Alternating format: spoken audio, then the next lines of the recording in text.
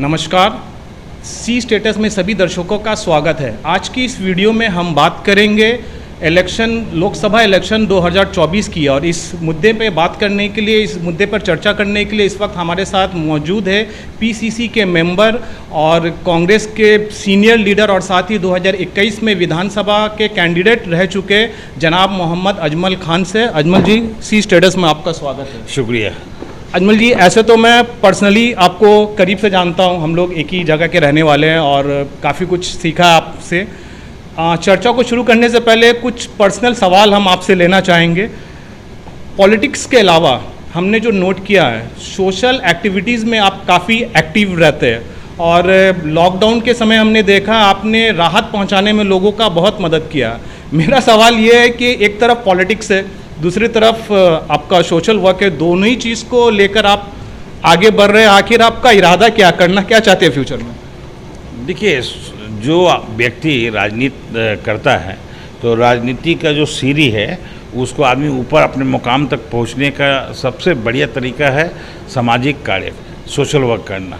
और आप लोगों के साथ खड़े रहते हैं, उनको फौरी मदद देने का काम करते हैं, उनके साथ मान लीजिए आप किसी को हॉस्पिटल जाना है, आप उसको टैक्सी पकड़ाने का काम कर दिए, एम्बुलेंस का व्यवस्था करा दिए, किसी को दूध की ज़रूरत है, किसी को दवा की ज़रूरत है। छोटी छोटी बात है जो बहुत मायने रखती है, लोगों को छू जाती है।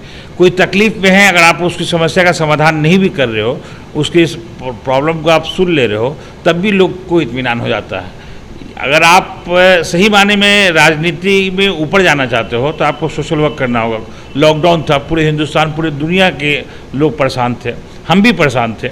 उसी वक्त मैंने अपनी माँ को खोया था लॉकडाउन के वक्त में, मगर हम लोगों ने कोशिश की, एक टीम था, अकेला मैं नहीं कहूँगा, और एक मेरे साथी है, उससे काफ़ी मैं इंस्पायर्ड हुआ था ये लॉकडाउन के वक्त में काम करने के लिए।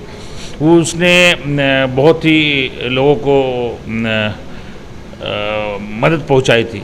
लास्ट में ऐसा हुआ कि वो अपनी 4 व्हीलर कार को भी बिक्री कर दिया। मैंने कहा कि मत करो, तो उसने कहा कि नहीं, लोग दरवाजे पे आ रहे हैं, हम उनको मदद नहीं दे पा रहे हैं, तो गाड़ी तो मैं दोबारा खरीद लूँगा, मगर ये लोग जो भूखे रहेंगे, इसका मतलब हमको कहीं ना कहीं ये रात में हमको नींद नहीं आ रहा है, ये सोच के। तो वो चीज़ मेरे दिल में बहुत ही जगह बनाई, और मैं भी अपने तरफ से जितनी कोशिश हो पाया, मेरे साथ वाले लोग, मैंने बहुत सारे लोगों से मदद ली और इस चीज़ को अंजाम दिया था।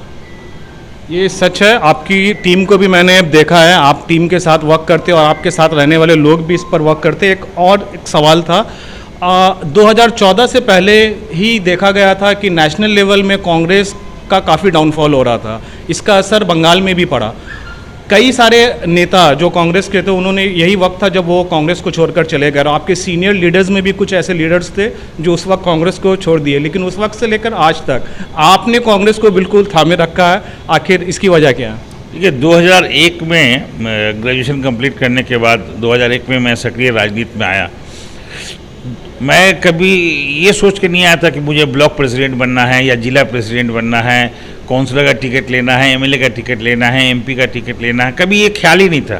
कांग्रेस की जो आइडियोलॉजी है उस पर मुझे यकीन था, उस पर एतमाद था, उसी की वजह से मेरे फैमिली में, मैं ऐसा कहूँ कि मेरे फैमिली में पिछले 7 जनरेशन में कोई लोग सक्रिय राजनीति में नहीं रहे। हम लोग एक व्यवसायी वर्ग हैं, लोग यहाँ पे अलग अलग सेक्टर में काम कर रहे हैं, और पूरे फैमिली में मैं ही हूँ जो सक्रिय राजनीति में हूँ।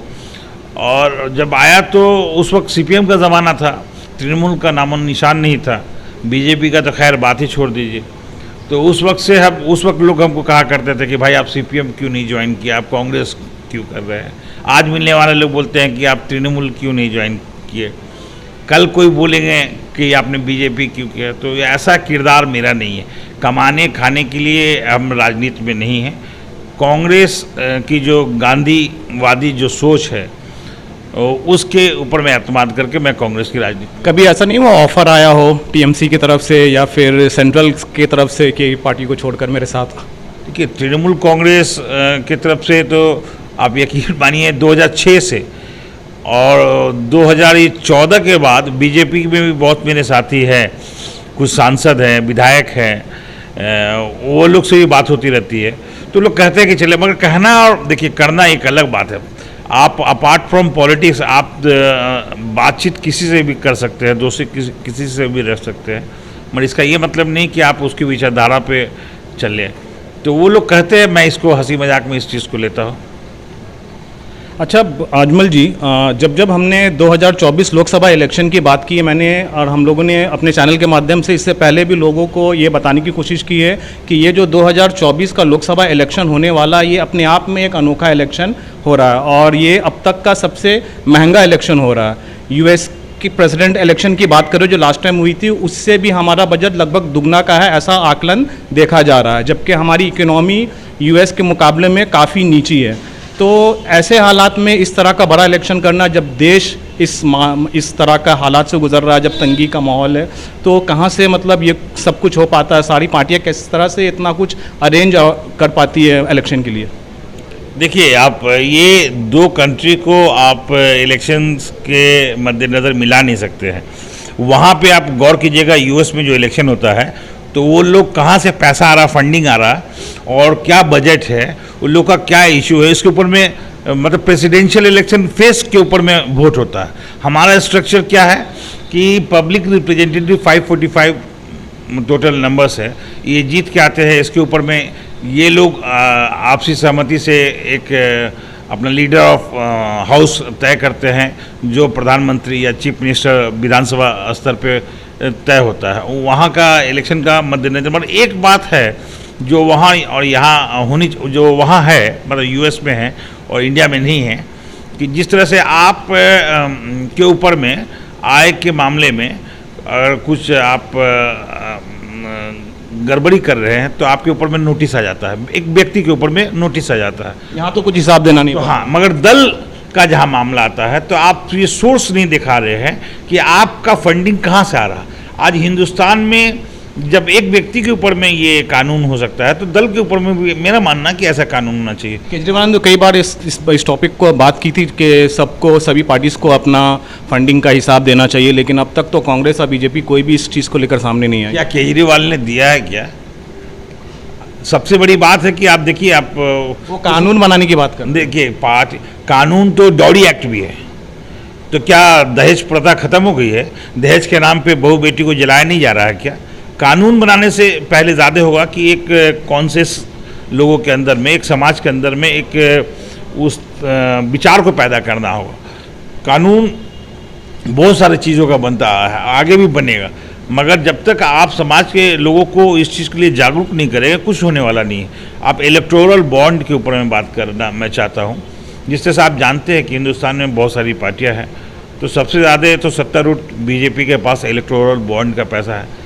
शायद आपको पता होगा कि हिंदुस्तान में दूसरी ऐसी पार्टी तृणमूल कांग्रेस है जिसके पास इलेक्टोरल बॉन्ड के नाम पे सबसे ज़्यादा दूसरी नंबर की पार्टी है जिसके पास पैसा है। तो ये सोच सिर्फ तृणमूल और कांग्रेस या सीपीआईएम की इसी सारे पार्टी को ये अपना सोर्स ऑफ इनकम बताना चाहिए। आप गौर कीजिए, पहले के लोग राजनीति करते थे तो अपना मकान दे देते थे, अपना ज़मीन जायदाद दे देते थे। नेहरू जी उस ज़माने का 100 करोड़ रुपया का अपना घर राष्ट्र के नाम पे दान कर दिए। आज लोगों का इंटेंशन राजनीति करने का है कि एक व्यवसाय के रूप में लोग राजनीति को देखते हैं। जितना नेता दोषी है, हम उसके लिए बराबर का दोषी हम जनता को भी मानते हैं। लेकिन ऐसा नहीं करना चाहिए मुझे कि लोग हम पे रुष्ट हो जाएंगे, गुस्सा होंगे, मगर ये हकीकत है। क्योंकि आप जब वोट देने जाते हो तो आप ये आकलन नहीं करते हो कि ये 3 व्यक्ति है या 2 व्यक्ति है, ये 2 व्यक्ति का बैक रिकॉर्ड क्या है या इसका आने वाला दिन का एम, गोल, विज़न क्या है। आप देखते हो कौन सा जात का है, कौन सा धर्म का है, हमको वक्ती तौर पे क्या दे रहा है। 5 साल के अंदर में एक वोट होता है। मान लीजिए कि अगर आप 5 साल हमको जॉब दे रहे हो, 5 साल 10 साल का हमको कमाने का मौका दे रहे हो, आप वक्ती तौर पे हमको कुछ मदद कर दे रहे हो, तो आदमी इसी में गुमराह हो जा रहा है। मतलब बेरोजगारी इतनी है, तो आपको तो रोजगार के ऊपर में जो आपका रोजगार अगर बेरोजगार को रोजगार का आप ये दीजिएगा तो ये 500 रुपया, जैसे वेस्ट बंगाल में 17 रुपया एवरेज, 17 रुपया एवरेज 500 रुपया एक आदमी को मिल रहा है एक स्कीम के तहत। तो आप तो रोजगार नहीं है बोल के आप इस तरह से बहुत सारे स्टेट में तो रोजगार मुहैया कराना चाहिए। जनता तो ऐसे वोट देकर भी फंस जाती है। आप देखते होंगे जब भी मतलब किसी को आजकल एमपी या एमएलए बनाया जाता है, आए दिन उसकी खरीद फरोख्त हो जाती है, वो जाकर किसी और पार्टी के साथ मिल जाता है। तो ये तो जनता के साथ भी सही डिसीजन नहीं ले पाती है जनता। नहीं, जनता इस देखिए किसी को वोट दे रहा है तो इसका कानून होना चाहिए कि वो आदमी को ये प्रिंसिपल भी उस व्यक्ति का होना। तो ये चलन चल गई है बीजेपी के बाद से, तो और भी बहुत जोरों से आप देख रहे हैं। अभी ज़्यादा हो रहा है, ये पहले भी होता था, अभी ज़्यादा हो रहा है। देखिए आप तो वोट किस आधार पे दिए, मैं टेलीविज़न पे नहीं बोलूँगा, आप जानते हो कि वोट होने का आधार मापदंड जो है बहुत नीचे गिर गया है।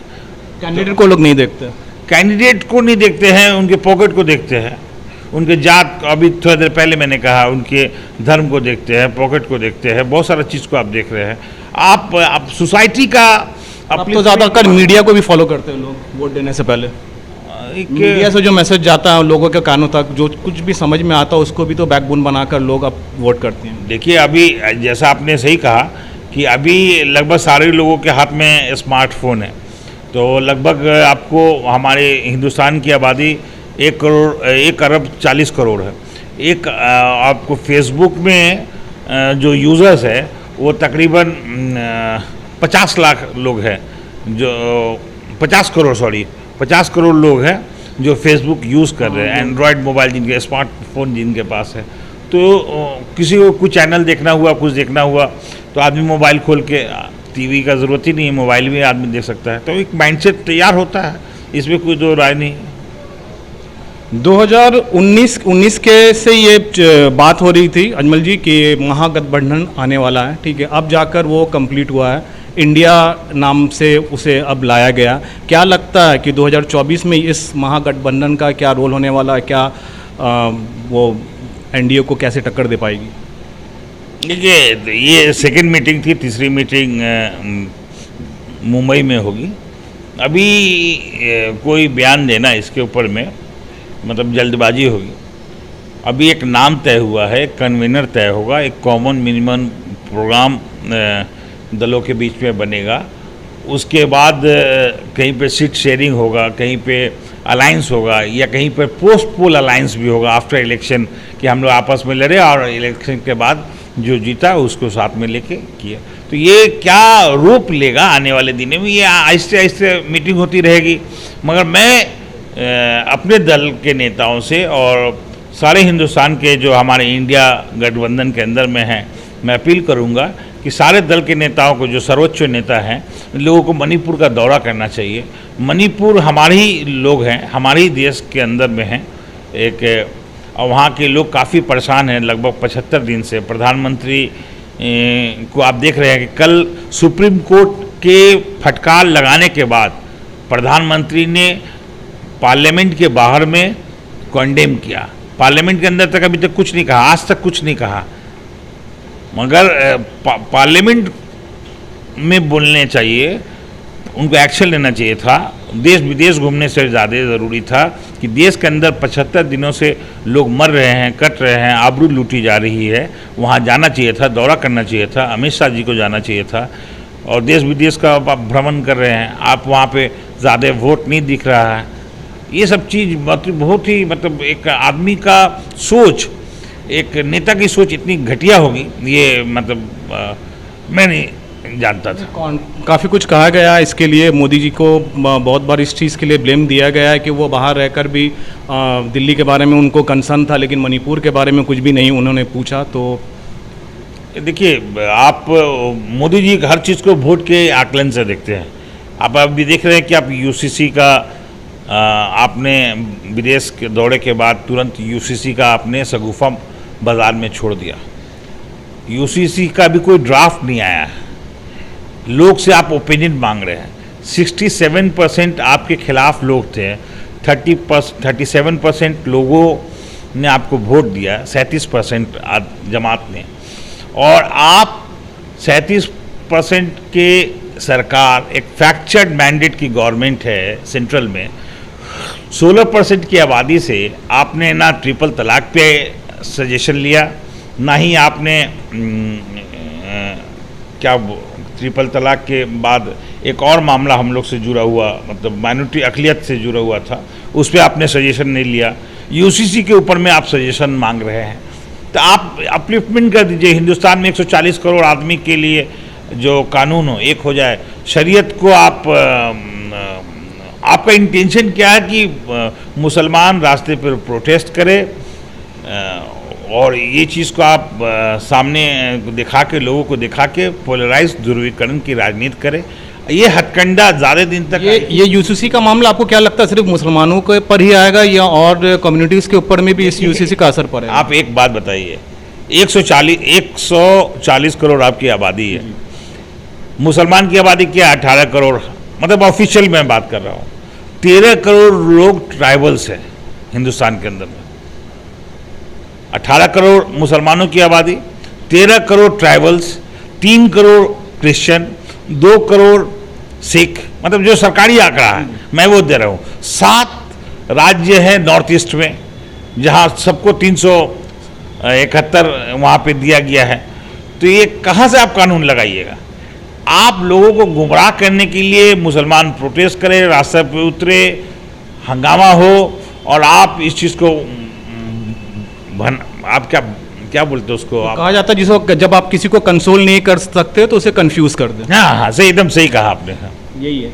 अच्छा, ये एक और बात मैं आपके उस अलायंस के बारे में पूछना चाहूँगा कि यूपीए के नाम पर सहमति नहीं बन पाई और इंडिया नाम दिया गया, इसकी क्या वजह? देखिए, ये तो चीज़ मैं बहुत अदना छोटा सा कार्यकर्ता हूँ। यूपीए 1, यूपीए 2 अभी स्वरूप चेंज हुआ है, तो ठीक है, इसमें कोई दिक्कत नहीं है, नाम में दिक्कत नहीं है।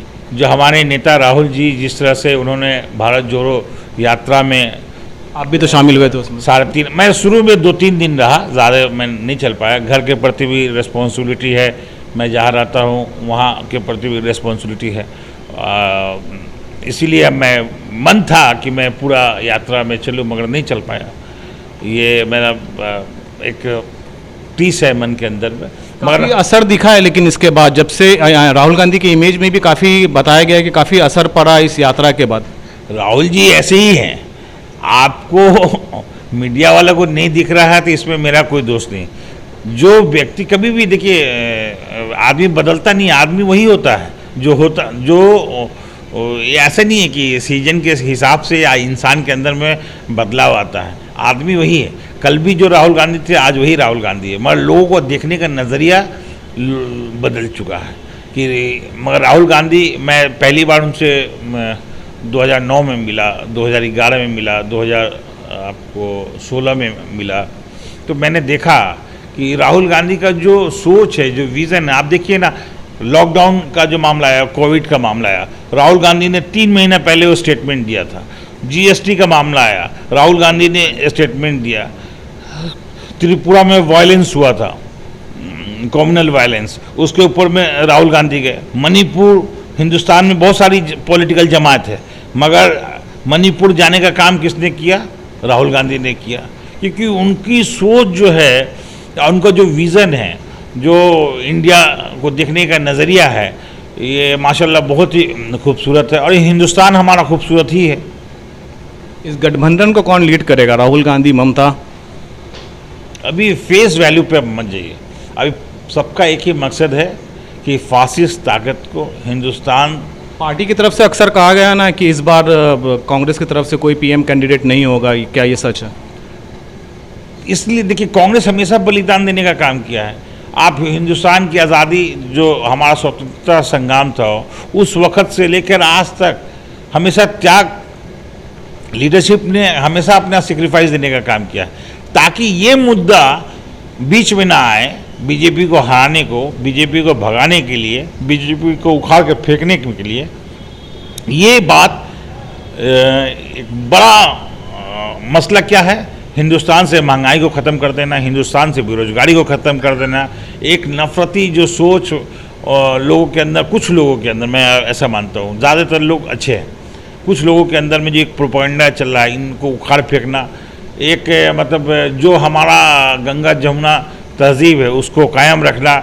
जो हिंदुस्तान में आप गौर कीजिए ना कि इससे पहले भी बहुत सारे लोग आए और चले गए, मगर ये ऐसा माहौल मतलब लोगों के बीच में है, ये हमने पहले कभी नहीं देखा था। तो सबसे बड़ा टारगेट है कि पहले वैसे फासिस्ट ताकतों को तो हटाना है, उसके बाद कौन प्रधानमंत्री बनता है नहीं बनता है ये बड़ा इशू नहीं है।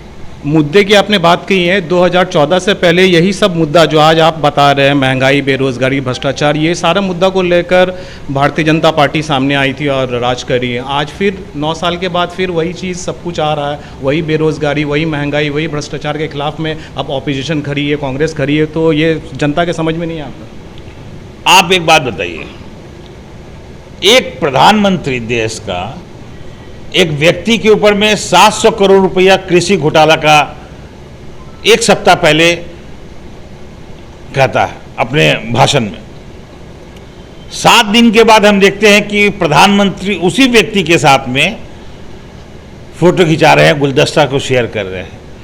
तो ये भ्रष्टाचार, ये आपका दिया हुआ भ्रष्टाचार है कि ये सही में भ्रष्टाचार है?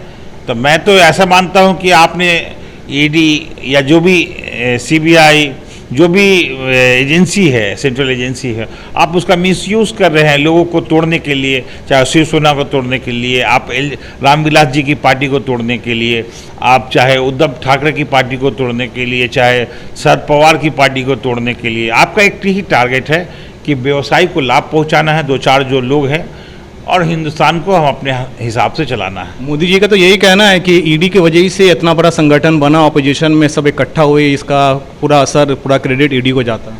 देखिए, ये देश काफ़ी मजबूत, इसकी जो जड़ें हैं ना काफ़ी मजबूत है। नरेंद्र मोदी प्रधानमंत्री है, मैं कुछ उस चेयर की गरिमा को मैं सम्मान करता हूँ, इसलिए मैं कुछ कहना नहीं चाह रहा हूँ। आप किसी चीज़ को झकझोर सकते हो, उखाड़ नहीं सकते हो। हिंदुस्तान की जो भाईचारा है और हिंदुस्तान बहुत ही कुर्बानी दे के बना है, और यहाँ का जो विजन है, चाहे वो रविन्द्रनाथ टैगोर हम लोग पश्चिम बंगाल में हैं, चाहे स्वामी विवेकानंदा हो, मौलाना आज़ाद की ये सरजमीन है। हिंदुस्तान में इसी तरह से बहुत सारे विद्वान महापुरुष रहे हैं। तो कुछ लोग महापुरुष के सामने में कुछ दैत्य, शैतान, पिशाच आएंगे, उसको हम लोगों को फेस करना है। मायावती और असरुद्दीन ओवैसी, इन सब कुछ ऐसे नाम हैं जिनको अभी तक मतलब इस संगठन में जो महागठबंधन बना गया उसमें अभी लाया नहीं गया। बिहार में 16, महाराष्ट्र में आकर बेंगलोर में आकर 26, और अब महाराष्ट्र में। तो क्या लगता है महाराष्ट्र जाने के बाद में ये आकलन बढ़ सकता है और ये सारे नाम फिर से जुड़ सकते हैं इस इंडिया के साथ? देखिए, न्यूटन थर्ड लॉ है, every action has equal and opposite reaction. जिस तरह से मैं कट्टरवादी राजनीति को, आपको इतिहास में जाना होगा, पश्चिम बंगाल में 1946 में आपको पता होगा कि हिंदू महासभा और मुस्लिम लीग मिलकर कुछ दिन के लिए गवर्नमेंट बनाया था, उसके बाद गवर्नमेंट गिर गया था। गवर्नमेंट क्यों बना था ये जानना होगा कि सब सिंगल लार्जेस्ट पार्टी था कांग्रेस, मगर बहुमत के लिए कुछ नंबर्स के पीछे था। तो ये दोनों जो कट्टरवाद सोच के लोग हैं, ये एक प्लेटफॉर्म पे आए, सरकार बनाए, मगर सरकार को चला नहीं पाए। तो मैं मानता हूँ कि जिस तरह से आरएसएस और बीजेपी का जो फंडा है हिंदुस्तान के अंदर में, उसी तरह से मीम का जो फंडा है, ये दोनों चीज़ हिंदुस्तान के एटमॉस्फेयर में सूट नहीं करता। और रहा बात मायावती जी का, मायावती जी को आप गौर कीजिएगा, आने वाला जो चुनाव है छत्तीसगढ़, राजस्थान, मध्य प्रदेश, यहाँ आदिवासी बहुल के लोग और शेड्यूल कास्ट के लोग बहुत हैं।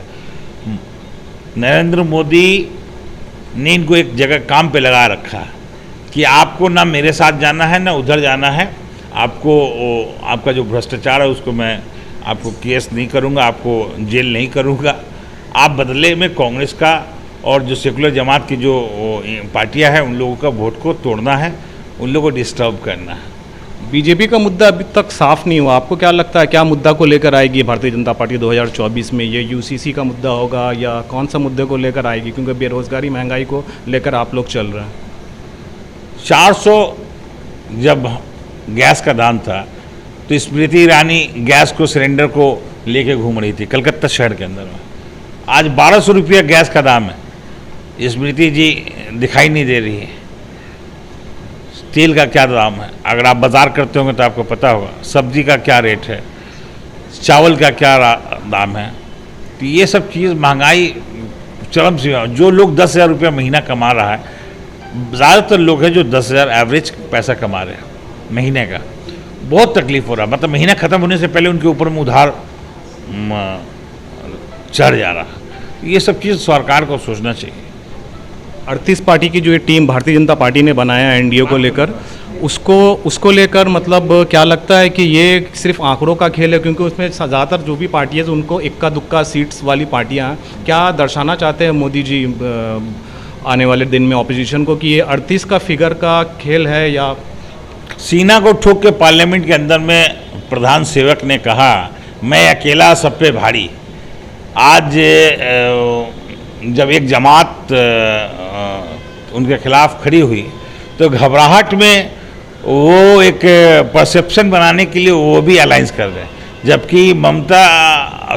जबकि आप जानते हैं कि नरेंद्र मोदी ने जिस दल के साथ अलायंस किया उस दल को खा जाने का काम किया है।